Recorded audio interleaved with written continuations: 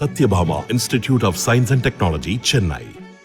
Satyabhama Institute of Science and Technology, Chennai. மின்னணு இயந்திரங்கள் மீது சந்தேகத்தை கிளப்பியதன் மூலம் இந்தியா கூட்டணி கட்சியினர் பாவம் செய்துவிட்டதாக பிரதமர் கருத்து. மக்களிடையே அவநம்பிக்கையை ஏற்படுத்தும் எதிர்க்கட்சியினரின் கனவுகளை உச்சநீதிமன்ற தீர்ப்பு தகர்த்து விட்டதாகவும் பீகார் பிரச்சார கூட்டத்தில் பேச்சு.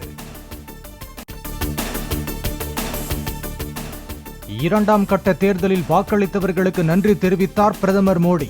பாஜக கூட்டணிக்கு வழங்கப்படும் நிகரில்லாத ஆதரவு எதிர்க்கட்சியினரை மேலும் ஏமாற்றத்துக்கு உள்ளாக்கப் போவதாக கருத்து. தேர்தல் முடிவு அறிவிக்கப்பட்ட 7 நாட்களுக்குள் சந்தேகம் இருந்தால் வேட்பாளர் மின்னணு இயந்திரத்தை சரிபார்க்க கோரலாம். இயந்திரத்தை சரிபார்ப்பதற்கான முழு செலவையும் கோரிக்கை வைத்த வேட்பாளரை ஏற்க வேண்டும் என்றும் உச்சநீதிமன்றம் உத்தரவு. வரும் 30ஆம் தேதி தமிழ்நாடு முழுவதும் வெப்ப அலை வீசும் என மஞ்சள் நிற எச்சரிக்கை விடுத்தது வானிலை மையம். நண்பகல் நேரத்தில் மக்கள் தேவையின்றி வெளியே செல்ல வேண்டாம் என அறிவுறுத்தல். வரும் 30ஆம் தேதி வரை வட தமிழக உள் மாவட்டங்களின் ஓரிரு இடங்களில் வெப்ப அலை வீச வாய்ப்பு. 42 டிகிரி செல்சியஸ் வரை வெப்பம் பதிவாகக்கூடும் என்றும் வானிலை மையம் தகவல். மகேந்திரகிரி இஸ்ரோ மையத்தில் இருந்து PSLV ராக்கெட்டை விண்ணில் செலுத்துவதற்குரிய PS4 என்ஜின் வெற்றிகரமாக பரிசோதிக்கப்பட்டதாக சோம்நாத் தகவல். 665 வினாடிகள் நடத்தப்பட்ட சோதனையில் என்ஜினின் பாதுகாப்பு உறுதி செய்யப்பட்டுள்ளதாகவும் பேட்டி. கேரளாவின் எர்ணாகுளத்தில் உள்ள வாக்குச்சாவடியில் வாக்களித்த நடிகர் மம்மூட்டி.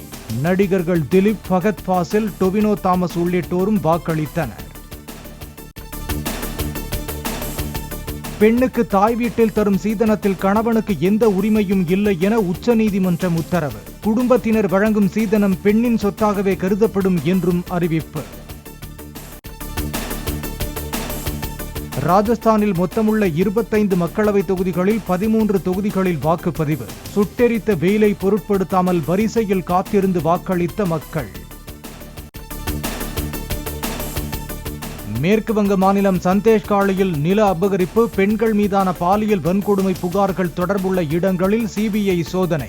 மேற்கு வங்கத்தில் பல்வேறு இடங்களில் நடைபெற்ற சோதனைகளில் வெளிநாட்டு துப்பாக்கிகள் உள்ளிட்ட ஆயுதங்கள் பறிமுதல். புதுச்சேரியில் அரசு பள்ளிகளுக்கு ஏப்ரல் 29ஆம் தேதி முதல் ஜூன் 5ஆம் தேதி வரை கோடை விடுமுறை. ஜூன் 6ஆம் தேதி பள்ளிகள் மீண்டும் திறக்கப்படும் என பள்ளிக்கல்வித்துறை அறிவிப்பு. கொடைக்கானலை ஒட்டிய பூம்பாறை, மன்னவனூர், கூக்கால் உள்ளிட்ட மலை கிராமங்களில் பற்றி எரியும் காட்டுத்தீ.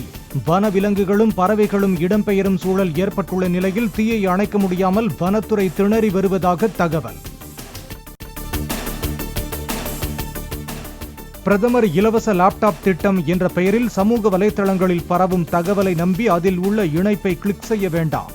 அப்படி எந்த திட்டமும் நடைமுறையில் இல்லை என்றும் மோசடி கும்பலிடம் உஷாராக இருக்குமாறும் அகில இந்திய தொழில்நுட்ப கல்விக்குழு விளக்கம்.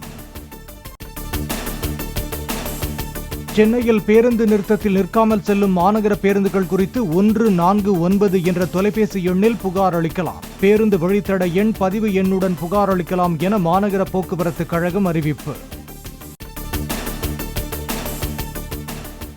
சென்னை விமான நிலையத்தில் உள்ள குப்பை தொட்டி ஒன்றில் வீசப்பட்ட 75 லட்சம் ரூபாய் மதிப்புள்ள 1200 கிராம் தங்கம் பறிமுதல். CCTV கேமராவில் சிக்காமல் முகத்தை மறைத்தவாறு தங்கத்தை வீசிச் சென்ற நபர் குறித்து சுங்கத்துறை அதிகாரிகள் விசாரணை. கர்நாடக மாநிலம் சிக்கபல்லாப்பூர் மக்களவை தொகுதியில் வீடு ஒன்றில் பதுக்கப்பட்ட 4,08 லட்சம் ரூபாய் ரொக்கம் பறிமுதல்.